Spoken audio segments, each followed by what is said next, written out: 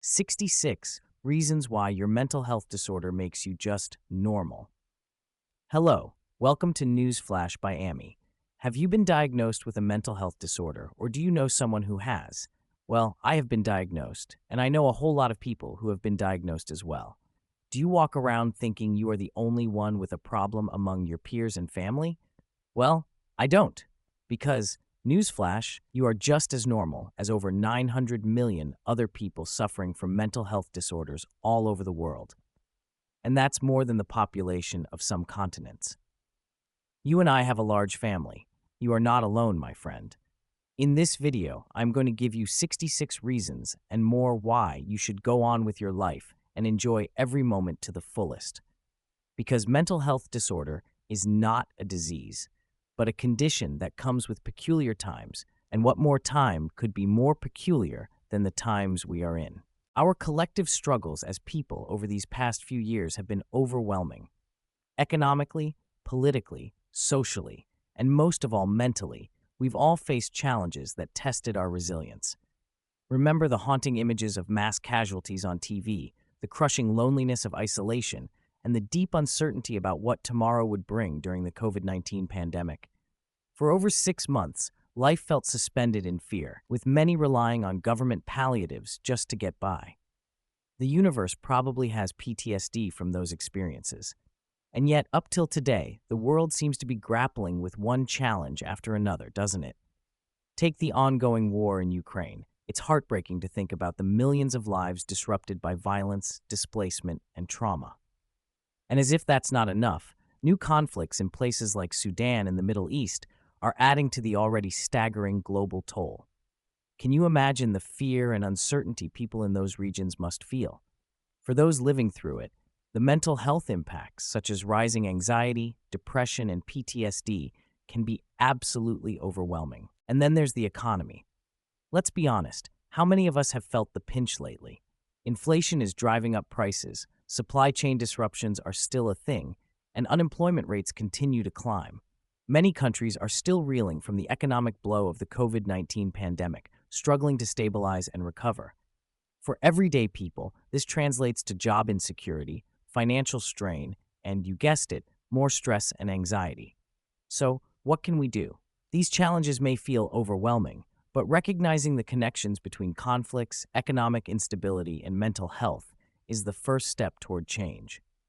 Whether through community support, mental health advocacy, or pushing for policies that prioritize stability and peace, every small action counts.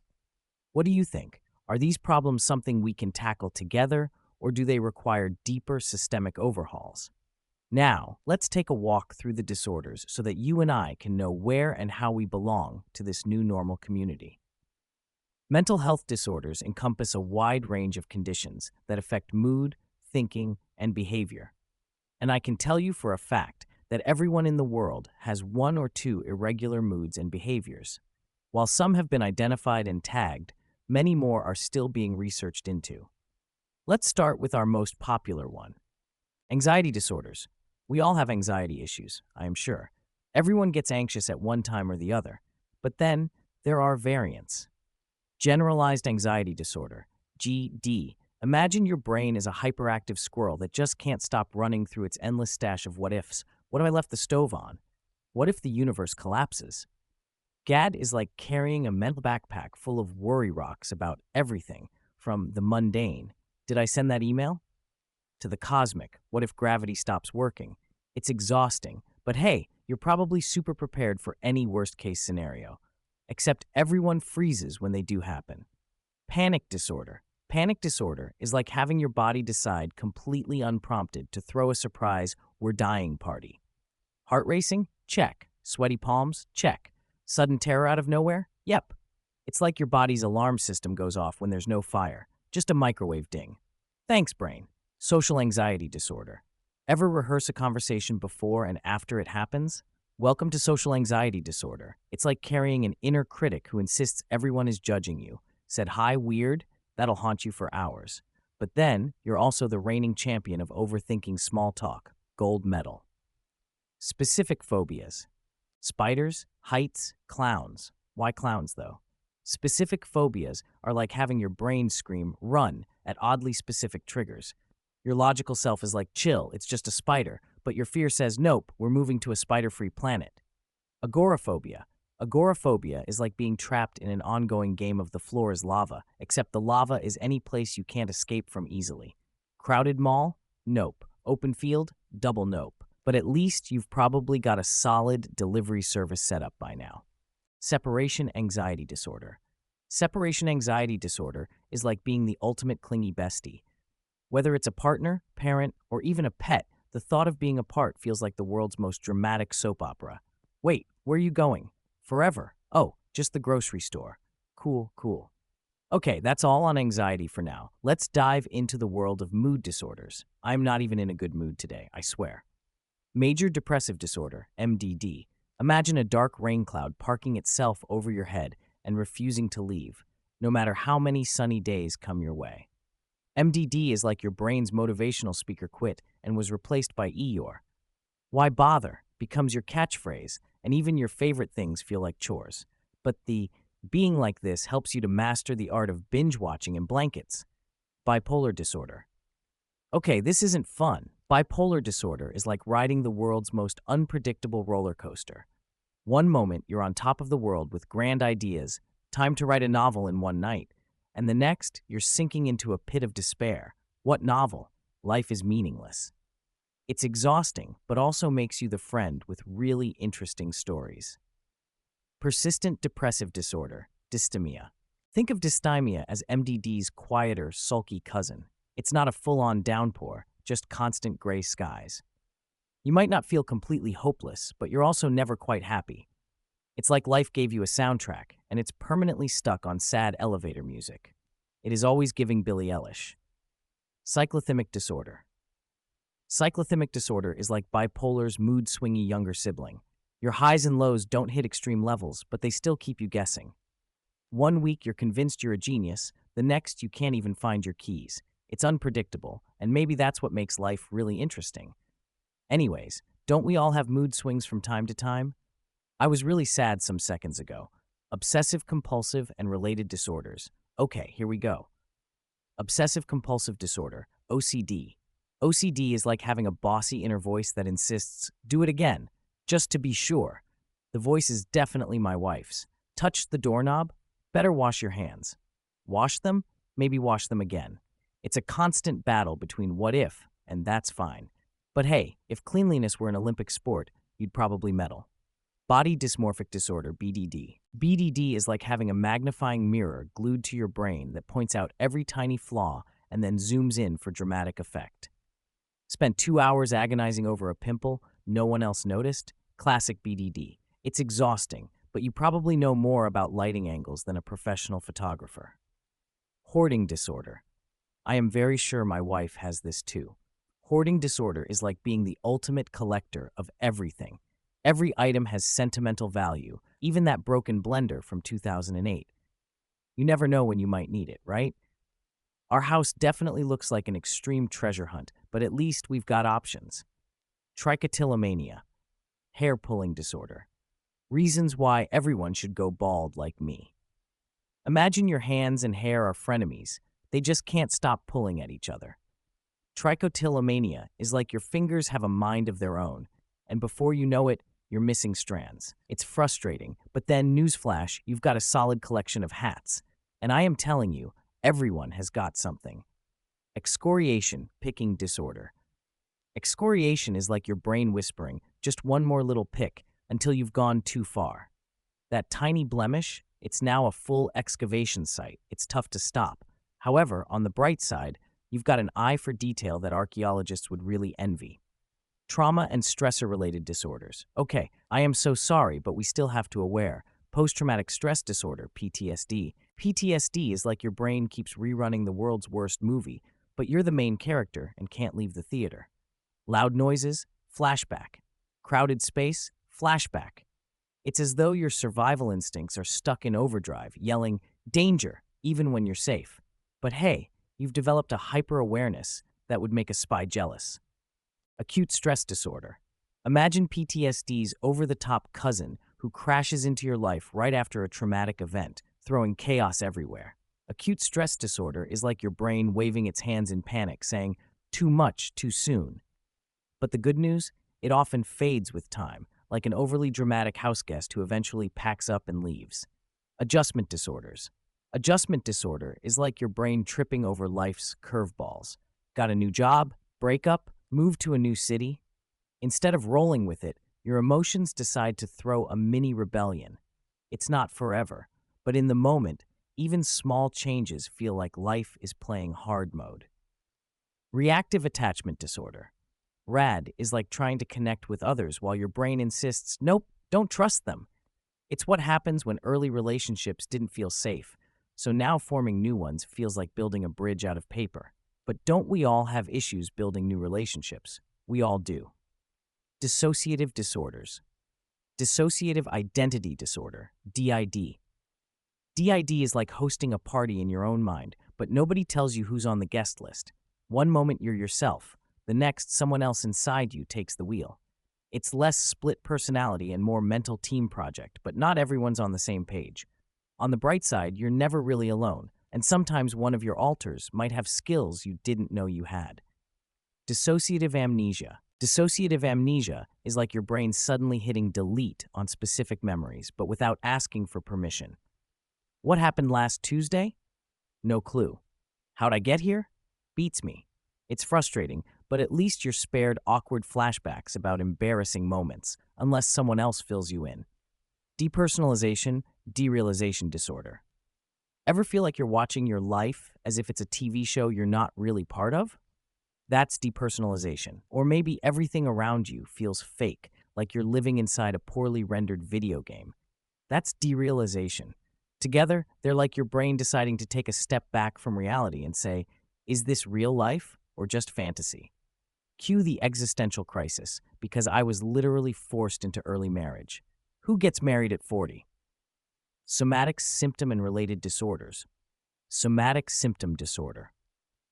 Somatic symptom disorder is like your body constantly trying to play charades with your brain, but it's terrible at communicating. Here's some pain, it says, but when you check, there's no physical cause. Your brain is left wondering, are we okay, or is this something serious? It's frustrating, but hey, you've probably mastered the art of WebMD searches, even if it always says it's cancer. Illness anxiety disorder. Ever had a headache and immediately thought, this is it, definitely a brain tumor? That's illness anxiety disorder in a nutshell. It's like your brain is a hypochondriac who always assumes the worst-case scenario. Sure, you're hyper-aware of your body, but you might also hold the world record for doctor visits just to hear, you're fine. Conversion disorder. Conversion disorder is like your brain short-circuiting and sending all its emotional stress into your body. Can't move your arm? Vision blurry? It's not because of a physical injury. It's your brain saying, let's translate emotions into symptoms. It's baffling, but it proves your brain and body are way too good at teamwork. Factitious disorder. Factitious disorder is like someone becoming a method actor, but for illness. It's not about faking symptoms for money or attention. It's more like a subconscious need to play the role of the patient. Whether it's creating symptoms or exaggerating real ones, it's an exhausting performance. At least you'd probably ace any hospital trivia quiz. Eating disorders, anorexia nervosa. Anorexia nervosa is like having a relentless inner critic who's obsessed with rules, especially about food. Eat less, weigh less, control more becomes the mantra, even when your body is screaming for nourishment. It's like trying to win a game where the finish line keeps moving. But hey, you've probably developed an encyclopedic knowledge of calorie counts, even though your brain deserves better than this constant battle. Bulimia nervosa. Bulimia nervosa is like being caught in a cycle of extremes, overindulgence followed by overcorrection. One minute, you're eating like it's a food competition, and the next, you're trying to undo it all through purging or other methods. It's exhausting, physically and emotionally, but beneath it all is a person who deserves compassion, not a referee in this endless match. Binge eating disorder. Binge eating disorder is like having a best friend who turns into a bad influence at dinner. You sit down for a snack, and before you know it, you've eaten the whole fridge. It's not about hunger, it's about emotions taking the wheel. But let's be clear, One bad day with pizza doesn't define you. You're more than your cravings.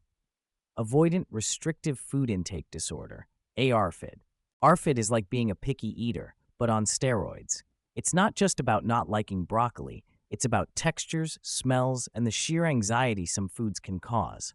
Imagine trying to live on 5 safe foods while the world keeps offering you sushi or casserole. Sure, your plate might look a little bland, but your creativity in making safe meals deserves applause. Sleep-wake disorders. Insomnia disorder. Imagine your brain is a hyperactive toddler chugging energy drinks at midnight, bouncing off the walls and screaming, "Why sleep when we can overthink every decision since 2009?" That's insomnia for you. Your bed becomes a battleground. Pillow fluffed, sheets tucked, eyes closed, and boom, your brain pulls up embarrassing memories and random facts about penguins. The more you try to sleep, the more your brain insists it's party time. Insomnia isn't just not sleeping, it's a nocturnal saga where counting sheep turns into interviewing them about their hopes and dreams. Hypersomnolence disorder. Ever felt like a human house cat? Hypersomnolence disorder is when sleep isn't just a nightly affair, it's your main personality trait. You snooze through alarms, doze off mid-conversation, and genuinely believe napping should be an Olympic sport. While others are out hiking or brunching, you're perfecting the art of blanket burritos. It's not just being tired, it's being professionally exhausted, like your body signed a lifelong contract with Sleep Inc. If yawning were a crime, you'd be serving a life sentence. Narcolepsy. Imagine being in the middle of a dramatic movie scene or an intense work meeting, and your brain suddenly goes, "Shut down, initiated in 3-1." That's narcolepsy. It's like your sleep switch is faulty, and someone keeps hitting it at the worst possible times. And oh, cataplexy might join the party too, causing your muscles to just give up when you laugh too hard. Narcolepsy isn't laziness, it's your brain playing an unpredictable game of surprise nap attack.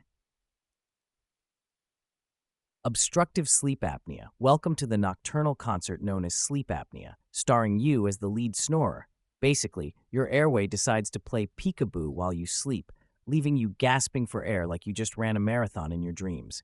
It's a roller coaster ride where your body goes, "Are we sleeping or suffocating? Let's keep it spicy." And the daytime exhaustion? Chef's kiss. You're tired because your sleep was interrupted 57 times by your own throat being dramatic. Restless leg syndrome. Picture this. You're in bed, cozy and relaxed, and suddenly your legs are like, "Nope, we're starting a dance party." Restless leg syndrome feels like tiny invisible ants hosting a rave in your calves. The urge to move is overwhelming, and stillness becomes your greatest nemesis. It's not you being dramatic, it's your legs being rebellious teenagers with zero respect for bedtime. You'll stretch, jiggle, and twist yourself into a pretzel, all in the quest for some sweet, sweet stillness. Well, I told you everyone is got something. You didn't believe. Neurodevelopmental disorders. Autism spectrum disorder, ASD. Imagine your brain is a supercomputer with a unique operating system, top-notch at recognizing patterns, remembering obscure facts, and diving deep into special interests. Did you know octopuses have 3 hearts? But social rules? They're like glitchy software with unclear instructions. Eye contact feels like staring into the sun, and small talk is basically a mini boss battle. Sensory overload? Oh, it's real. Imagine someone cranked the world's volume and brightness up to 1000. Autism isn't a problem. It's just a different user manual for an extraordinary brain. Attention deficit hyperactivity disorder, ADHD. ADHD is like having 47 browser tabs open in your brain, and one of them is playing music, but you can't figure out which one. Your brain is a pinball machine, bouncing between thoughts like, "Do bees have knees?" and "Where did I put my keys again?"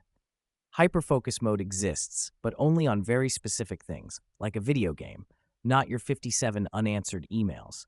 ADHD isn't about being lazy. It's about trying to wrangle a brain that's part rocket ship, part goldfish. Specific learning disorders. Your brain is a talented artist, but sometimes it's painting with the wrong brushes. With dyslexia, letters might do a little cha-cha on the page.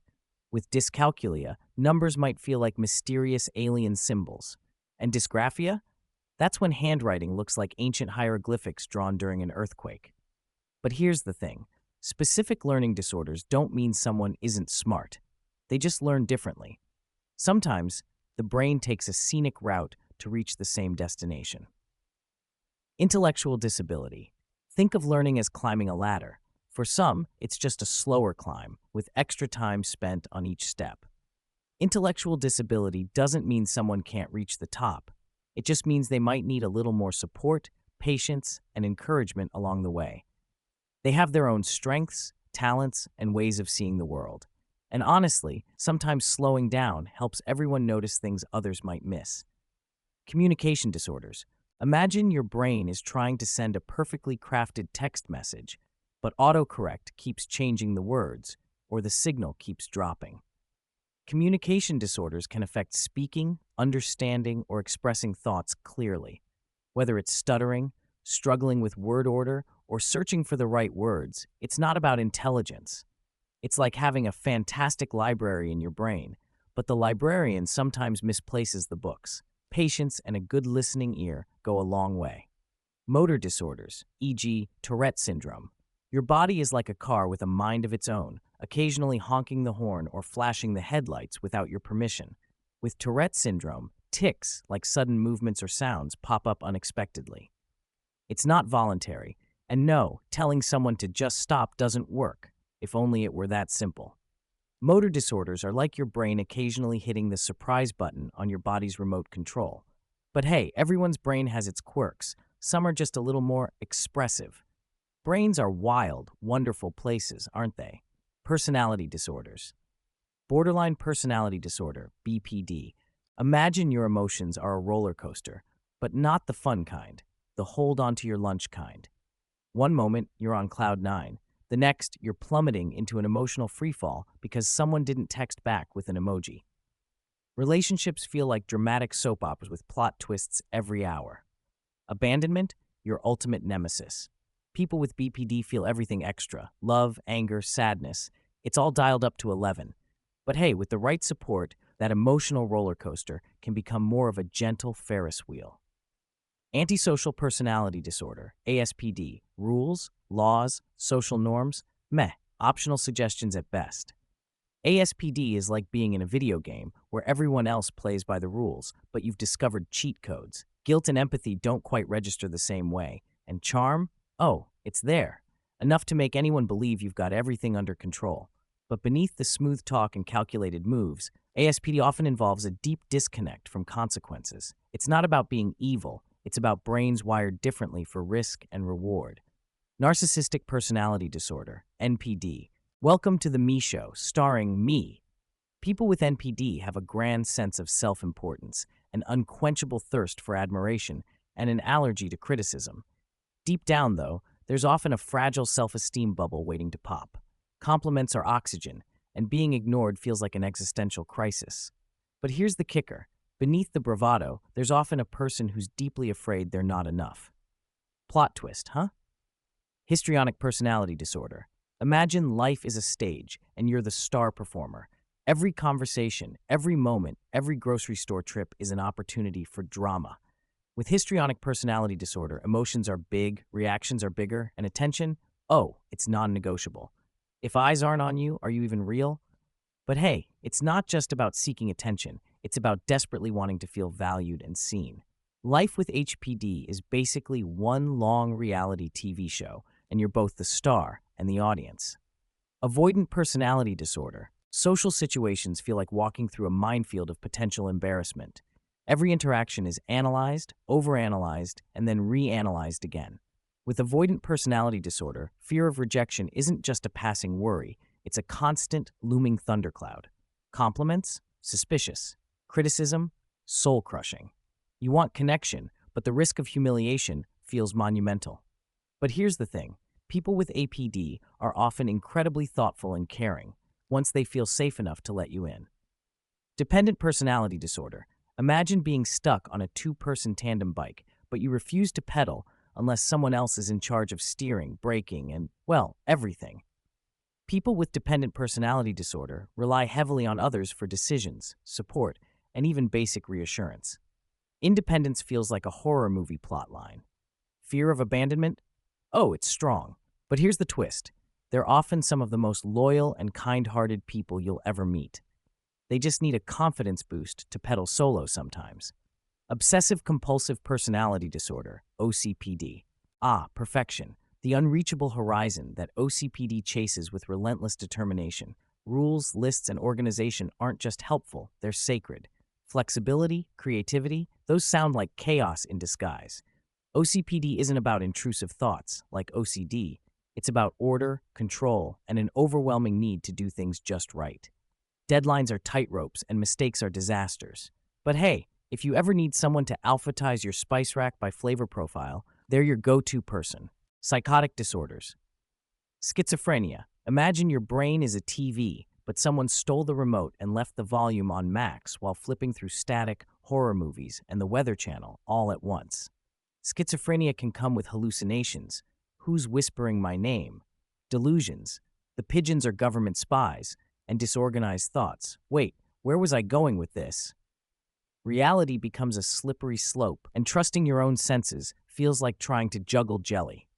But with proper treatment and support, many people with schizophrenia learn to manage the static and tune into calmer channels. Schizoaffective disorder. Take the roller coaster of mood disorders, like bipolar or major depression, add the surreal vibes of schizophrenia, and boom, you've got schizoaffective disorder. Some days, it's like starring in a soap opera full of emotional highs and lows. Other days, it's like you're in a psychological thriller where reality bends and twists. It's a double feature, with your brain playing both director and lead actor. But with the right support and treatment, it's possible to bring both movies into focus.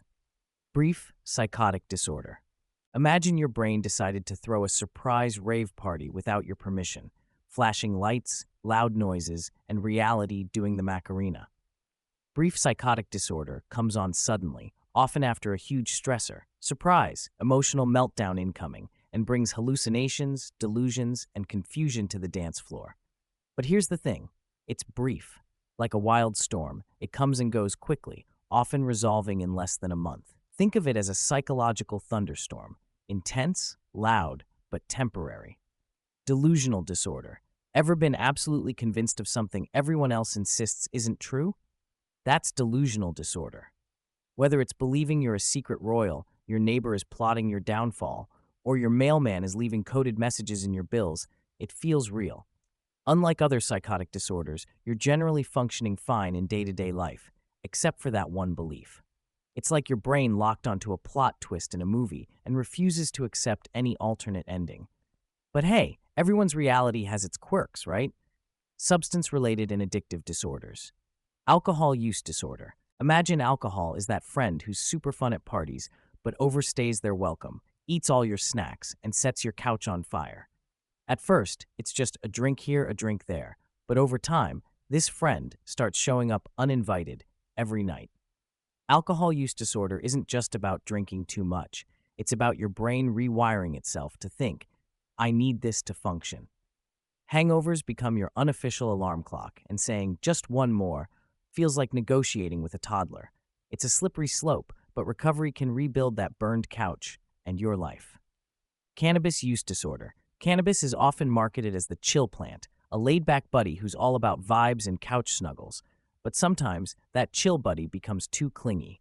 When cannabis use starts interrupting work, relationships, or daily responsibilities, it's like your brain hit the snooze button on life. Motivation? Missing. Memory? Foggy. Snacks? Always nearby. It's not about whether cannabis is good or bad, it's about whether it's running your schedule instead of you. Balance is the name of the game. Opioid use disorder. Imagine taking a painkiller after an injury, and it feels like your brain wrapped itself in the softest, coziest blanket ever. Opioids are powerful, both for pain relief and for their ability to hijack your brain's reward system. But the blanket quickly turns into chains, and suddenly, the body needs opioids just to feel normal. Withdrawal feels like your body throwing an angry tantrum, and chasing that first high becomes an exhausting marathon. It's a tough road, but with the right help, people do break free. Stimulant use disorder. Stimulants are like strapping a jetpack to your brain. Everything feels faster, sharper, and more focused.